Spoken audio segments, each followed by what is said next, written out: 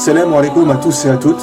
Quand vous parlez à des gens aujourd'hui de religion, beaucoup vous disent « Oui, mais c'est bon, pourquoi ça serait l'islam qui a raison et non le christianisme ou le judaïsme ou peu importe ?» Mais quand vous parlez à des chrétiens, hindous, bouddhistes, etc., vous vous rendez vite compte que pour beaucoup, ils ne connaissent peu, voire rien de leur propre religion. Car s'ils avaient vraiment étudié, ils deviendraient eux-mêmes musulmans. Pourquoi ? Parce que toutes les religions et tous les prophètes ont annoncé la venue de Mohammed sallallahu alayhi wa sallam pour établir la vraie religion de Dieu sur terre. L'islam, la religion finale. La religion finale. La religion finale. Nous avons déjà pas mal parlé de l'annonce du prophète Mohammed sallallahu alayhi wa sallam dans la Bible et la Torah, ainsi que l'interdiction du porc, de l'alcool, du fait de porter le voile, etc. Il est dit dans la Bible qu'une femme doit prier voilée, ou sinon qu'on lui rase les cheveux, et donc qu'il n'est pas convenable pour une femme d'être sans voile, tout comme dans le Coran. Dans Corinthiens chapitre 11, dans les versets 5 et 6, il est dit « Toute femme au contraire qui prie ou qui prophétise la tête non voilée déshonore son Dieu, c'est comme si elle était rasée. Car si une femme n'est pas voilée, qu'elle se coupe aussi les cheveux. Or, s'il est honteux pour une femme d'avoir les cheveux coupés ou d'être rasée, qu'elle se voile. » Cela pour rappeler que Dieu nous a toujours envoyé une seule et même religion. Une seule et même religion. Une seule et même religion.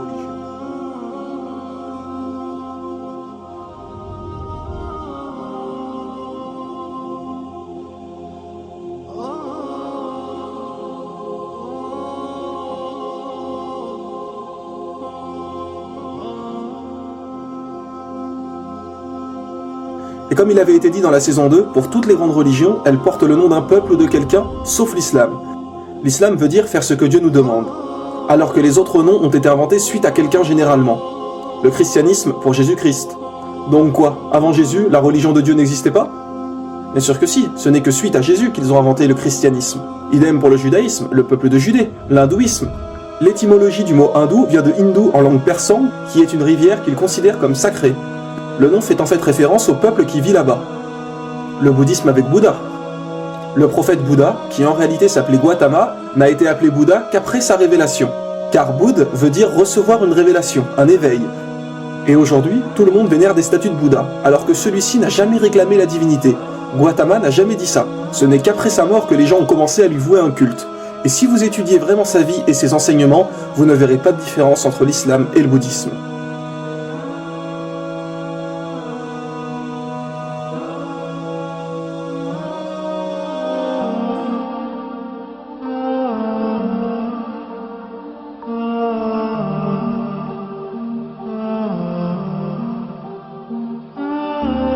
Attention, nous ne disons pas que Bouddha était forcément un prophète d'Allah, car aucun verset du Coran ou hadith mentionne son nom comme prophète. Et tant qu'il n'y a pas un texte du Coran ou un hadith pour confirmer quelque chose, nous ne pouvons être sûrs à 100%. Seulement, nous savons qu'un jour, on a interrogé le prophète Mohammed sallallahu alayhi wa sallam sur le nombre de prophètes, et il a répondu 124 000 prophètes et 315 messagers. Alors maintenant, quelle est la différence entre un prophète et un messager ? Un prophète est quelqu'un qui a reçu une révélation, mais qui n'a pas forcément transmis un message. Par exemple, Mohammed sallallahu alayhi wa sallam était un prophète et messager, puisqu'il a reçu une révélation et nous a également transmis le Coran. Idem pour Moïse, qui nous a donné la Torah. Mais un prophète n'est pas forcément un messager. Dieu peut simplement lui parler et lui donner des commandements, sans lui donner un livre à transmettre à son peuple. Mais Allah a dit dans le Coran, à chaque communauté un prophète. Ce qui est bien évidemment juste. Allah n'a jamais laissé une seule communauté sans prophète. Donc peu importe où sur terre et à quelle époque, chaque communauté a eu un prophète pour les guider, ce qui explique le nombre de 124 000 prophètes.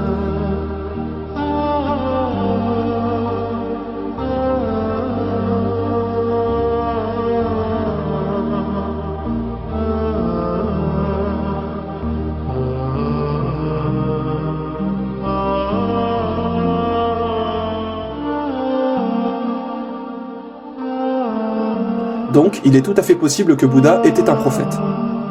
Dans les livres hindous, il est également dit qu'il n'y a qu'un Dieu unique. Il est même dit dans leur livre sacré Svetasvatara, Upanishad, chapitre 4, verset 19, et également dans le Yajurved, chapitre 32, verset 3, Natasya Pratima Asti, qui veut dire « Pour Dieu, il n'y a pas de Pratima ». Pratima signifie image, représentation, idole, etc. Donc pour Dieu, il n'y a pas de représentation, d'idole, d'image, de statue, de photo ou peu importe. On ne représente pas Dieu. Ce n'est encore une fois que des inventions des humains de prier devant les statues et de vénérer des idoles, comme pour Jésus. Il est dit dans la Bible, Exode chapitre 20, versets 3 à 5, « Tu n'auras pas d'autre Dieu devant ma face, tu ne feras point d'image taillée, ni de représentation quelconque des choses qui sont en haut dans les cieux, qui sont en bas sur la terre, et qui sont dans les eaux plus bas que la terre. » Et attention, écoutez bien, il est aussi mentionné, « Tu ne te prosterneras point devant elle. » Oui, il est bien dit, « Tu ne te prosterneras point devant elle. » Alors comment se fait-il que les gens dans les églises prient devant des statues de Jésus crucifié, que l'on voit des portraits de Marie tenant Jésus dans ses mains partout? Que les gens prient sur Marie et sur Jésus sur la croix? Parce qu'encore une fois, les gens n'ont aucune connaissance des livres et ne suivent que ce qu'on leur a dit. Mais dites-moi, qui a reçu une révélation, les commandements de Dieu? Ce sont les prophètes. Alors ce sont les enseignements des prophètes qu'il faut suivre, et non tout et n'importe quoi. Les gens prennent des statues pour des dieux. Imaginez si la statue tombe et se casse. Alors ça y est, Dieu est mort? Un peu de logique, voyons. Il n'y a qu'un seul Dieu, qu'un seul message. Il n'y a qu'un seul Dieu, qu'un seul message. Il n'y a qu'un seul Dieu, qu'un seul message. La venue du prophète Mohammed, sallallahu alayhi wa sallam, est également mentionnée dans les livres hindous. Oui, mes frères et sœurs. Il est dit dans les Védas, le livre sacré des hindous, en Kalki Purana, chapitre 2, versets 5, 7, 9 et 15, et donc à 4 reprises, la venue du prophète Mohammed, sallallahu alayhi wa sallam. Il est dit que le Kalki Avatar viendra. En français, Kalki Avatar veut dire messager. Donc, on annonce la venue d'un prophète. Et que ce Kalki Avatar sera le dernier des prophètes et qui guidera toute l'humanité. Tiens donc, quel prophète a bien expliqué être le dernier et guide pour l'humanité?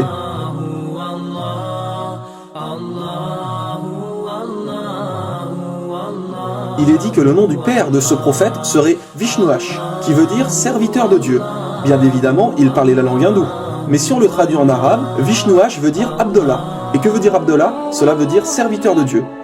Et le père du prophète Mohammed s'appelait Abdallah. Il est également dit dans le livre des hindous que le nom de la mère de ce prophète est Sumati, qui veut dire en français paix et sérénité. Si on traduit Sumati en arabe, cela veut dire Amina. Et tiens donc, comme par hasard, comment s'appelait la mère du prophète Mohammed, sallallahu alayhi wa sallam? Elle s'appelait Amina. Il est aussi dit qu'il recevra sa première révélation dans une grotte. Le prophète Mohammed a reçu la révélation dans la grotte du mont Hira.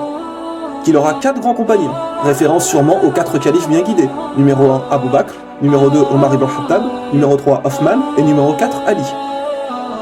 Et il y a encore de nombreuses descriptions de ce dernier prophète, de comment il vivait, ce qu'il mangeait, etc. Comme par exemple, il est dit qu'il mangeait des dattes et des olives, nourriture plus que courante à l'époque du prophète Mohammed en Arabie Saoudite. Il est dit que celui-ci sera né dans une noble et respectée dynastie de son pays, et nous savons qu'il est de la famille des dirigeants de la Mecque qui sont les Quraysh.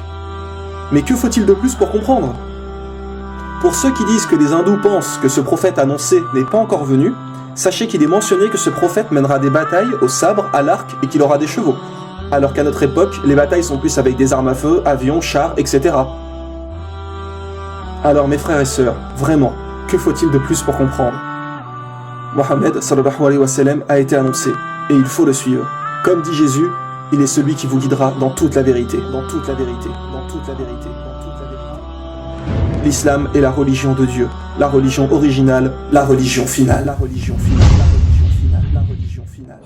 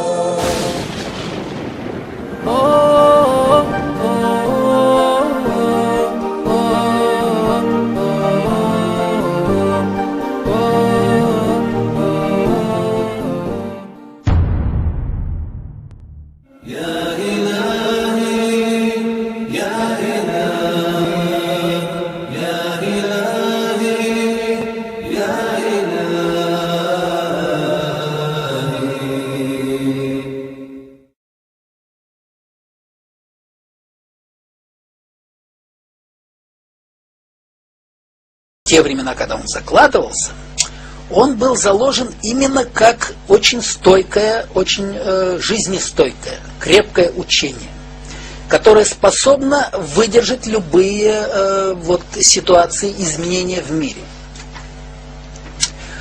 Он строился по-другому, ислам. У него был живой, реальный руководитель, который, так сказать, получил пророчество, и в этом нет никаких сомнений. Если там с христианством есть в разные правила самих христиан, Of Islam to history. And in fact, what we find, the basic attitude is that all history is in fact an Islamic history. That means that all the major figures of history basically are Muslims. From Adam down to our own time. So if the Jews or the Christians are demanding something and basing it on the fact that there was a king called Solomon or a king called David or a prophet called Moses or Jesus, then of course what they are doing, they are saying something which is not true, or in fact they don't know that all these figures were basically Muslim figures. They were, in fact, since the creation of the world there is only one religion, and this is the religion of Islam. So if anybody says, look, there is a place which is connected with Solomon, and that's the place where the Temple of Solomon stood, a true Muslim would tell you, yes, absolutely right, but don't forget that Solomon was a Muslim. And David was a Muslim, and Abraham was a Muslim, and Isaac was a Muslim, and Jesus was a Muslim. And this is what I mean by the Islamization of history. And you can understand that through Islamization of history, you've got Islamization of geography. Anywhere which was connected with these people, or with these prophets, which were all Muslims, becomes a Muslim territory.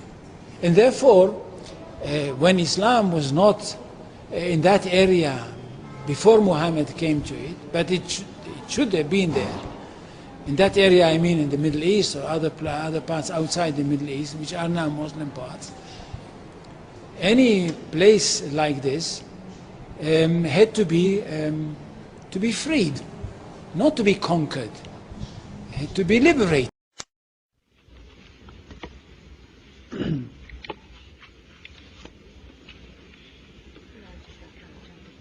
Madam President, Senator from Nevada. I've been on the floor before speaking about Islam and what a great religion it is. I've said before, and I repeat, that my wife's primary physicians are two members of the Islamic faith, her internist and the person that has performed surgery on her. I know them well, been in their homes, socialized with them, talked about very serious things with them.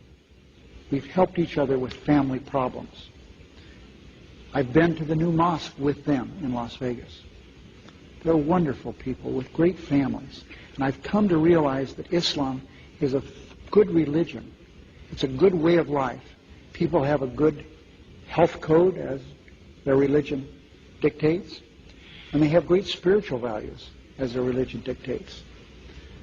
And it's too bad that there are some people, misdirected people around the world, trying to take away from this very fine religion.